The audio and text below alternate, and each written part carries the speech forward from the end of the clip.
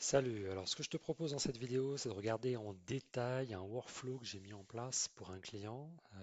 Ça lui a déjà permis de générer trois opportunités business. Donc l'idée là, c'est qu'on est plutôt axé sur des recruteurs, mais tu pourrais aussi t'inspirer de ce workflow pour d'autres secteurs d'activité. Donc en gros, de façon assez simple, on va scraper Welcome to the Jungle, Indeed, LinkedIn et bientôt Hello Work, on va ajouter. Mais l'idée là, c'est déjà de te montrer un peu comment tout ça est automatisé, comment en fait on récupère cette information d'Apify. Donc on scrape tous les jours à partir de mots-clés, du coup, les résultats, et on les pousse dans Clay. Dans Clay, ensuite, je vais le montrer en détail, mais on va du coup segmenter, arrêter en fait des lignes selon différents critères. Ok.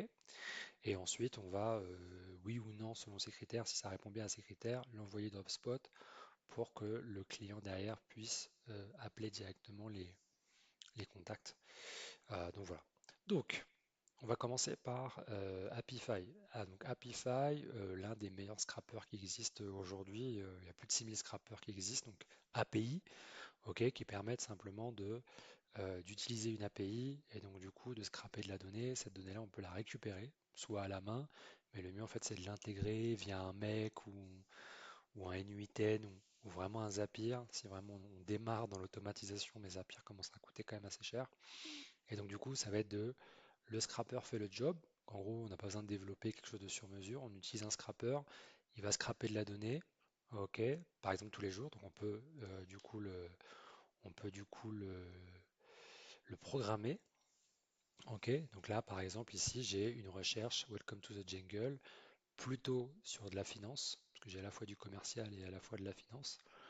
Et donc là, tous les jours, il va me scraper. Donc par exemple, là aujourd'hui on est le 23 septembre, donc là le 23 septembre ici à 8h50, et là il a mis 1 minute 55 à m'extraire en fait ces données-là. Donc chaque ligne ici, alors là on a l'impression que c'est pas propre, mais en fait si, là j'ai de la data, donc j'ai le nom du job, le nom de la boîte, tout ça. Ok, donc ça il va le faire tous les jours selon mes critères, selon le fonctionnement des API. Certaines demandent le mot-clé, d'autres ça va être des URL, sachant qu'on peut en mettre plusieurs. Donc je peux avoir en simultané 20 recherches différentes sur Welcome to the Jungle, les scraper tous les jours, ok, et les pousser du coup derrière dans Clay. Donc là, je vais montrer un peu à quoi ça ressemble du coup dans Clay. Hop, je vais aller ici, hop, voilà, comme ça je vais montrer un workflow, ok, dans Clay, qui permet en fait d'automatiser. C'est-à-dire que là, tout ce que je vous montre, en fait, c'est automatisé. C'est-à-dire que tous les jours, on scrape Apify, tous les jours, ça part dans Clay, tous les jours, ça, du coup, ça va segmenter, arrêter un certain nombre de, voilà. Là, on a eu un gros volume avec le client. Donc, bonne nouvelle, ça repart demain. Donc, voilà. Et on a eu un gros volume de scrapping. Mais ça donne des super résultats, du coup, à la fin. Parce que tout ce travail à la main, d'aller voir, du coup, l'entreprise, la page LinkedIn, tout ça, on le fait. Voilà. Donc, je garde l'exemple ici, bah, par exemple, Welcome to the Jungle, ici sur la finance, ok, pour montrer un peu, mais ils fonctionnent quasiment à peu près tous pareil, sont un peu différents parce qu'on n'a pas forcément la même data à chaque fois euh, derrière. Voilà, donc du coup, il faut un tout petit peu adapter du coup la table clé pour que ça fonctionne bien. Ok. Donc là, de façon assez classique, hein, j'ai créé une table et je fais un import ici de data. Ok, qui devrait, voilà, ça arrive comme je filme en même temps, ça prend un peu plus de temps. Mais voilà, là j'ai de la data, donc j'ai mon API record, j'ai l'ID de l'annonce, ok, et là j'ai le job. Donc là j'ai juste mappé finalement tous les champs que j'ai par défaut. Donc d'abord, première étape ici, j'ai une formule. Donc là c'est le job qui vient, le nom du job qui vient de Welcome to the Jungle, hein, via le scrapping. Ici j'ai une première étape de formule qui va définir en fait selon les métiers vraiment que voulait le client. Du coup là tout de suite on va arrêter ou non certains métiers. Donc là, on a l'impression qu'on n'a que du validé, parce qu'en fait, j'ai un filtre ici qui est simplement pour afficher les validés. Mais on voit l'ensemble, en fait, sur les 444 qui sont sortis ici, il y en a 78 qui ont été validés. OK. Euh, donc voilà, donc là on a les validés, ensuite on a le nom de l'entreprise qui vient, le nombre d'employés. Donc ça c'est la deuxième étape de validation. C'est est-ce que le métier est bien en phase avec ce que je veux cibler. Et le deuxième, c'est l'effectif qu'on a ici, qui, qui nous est donné par Welcome to the Jungle. Du coup, il faut que ça rentre dans une fourchette. Et donc, du coup, si ça rentre, ça va le valider. OK. Donc là, on voit que l'effectif a été validé parce qu'il correspond en fait à la cible du client.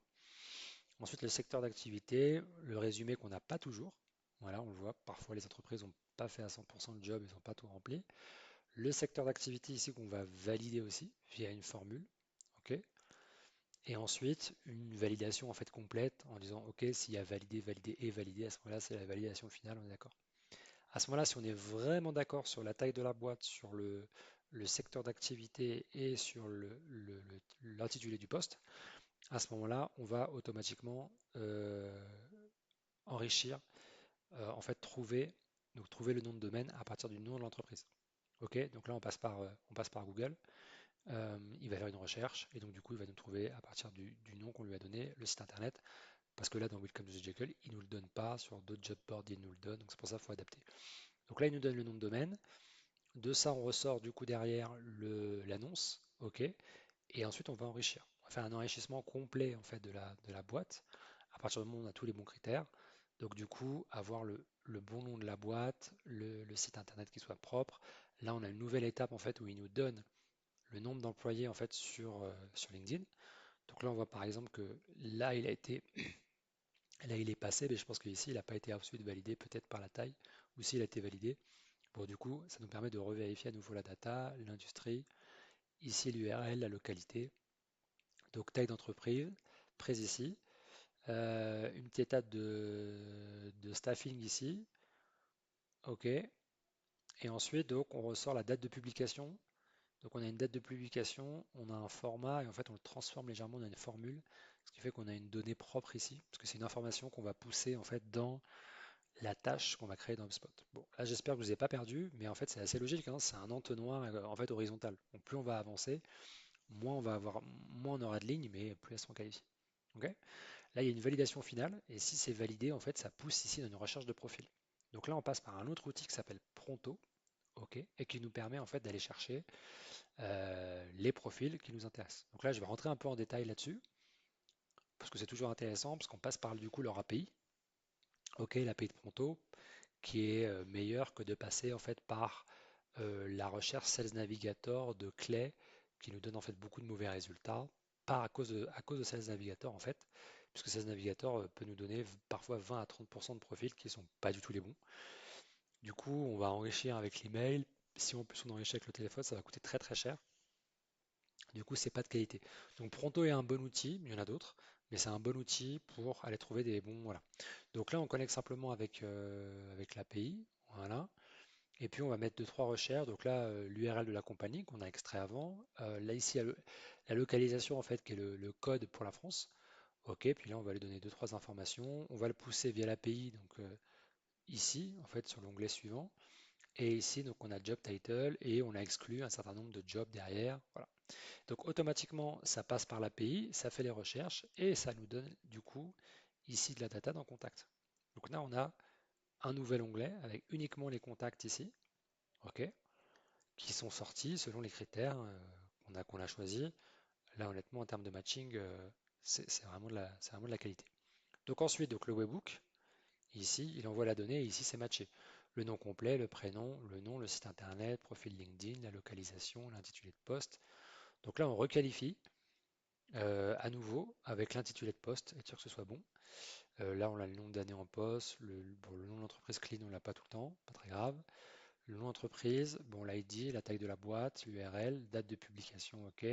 Donc là, ça repousse quelques données en plus qu'on a récupérées. On récupère d'autres infos supplémentaires comme l'industrie, parce qu'on doit enrichir du coup HubSpot derrière, la page LinkedIn et le titre du job ici. Ok, le titre du job ici.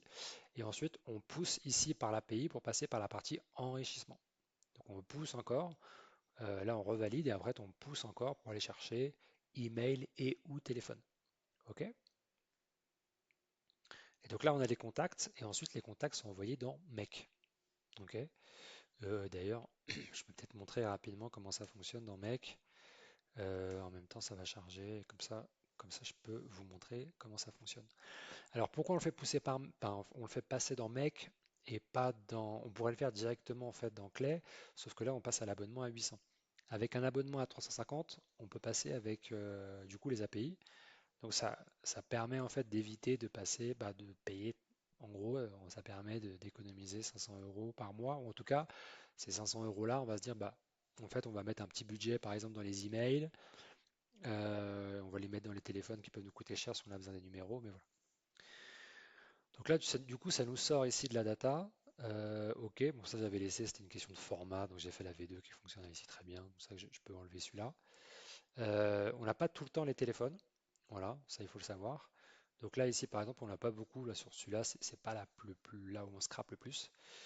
Euh, mais voilà, du coup, on sort du coup parfois le téléphone et puis l'email, l'intitulé de job, l'industrie, le profil LinkedIn, la localisation de la personne, le nom de la boîte, la page LinkedIn de l'entreprise, site internet, je crois qu'on l'a déjà vu, et l'URL. Ok, et là on a toutes les informations. On a aussi un titre de job ici qui est simplifié. On passe par l'IA pour simplifier ici. Voilà, bon, en termes de lecture, c'est beaucoup plus simple. Et ensuite, cette donnée-là, ensuite, elle est poussée en fait dans Make. Donc dans Make, on la pousse, ok, on la récupère via un webhook et ça va permettre en fait de mettre à jour la donnée dans HubSpot.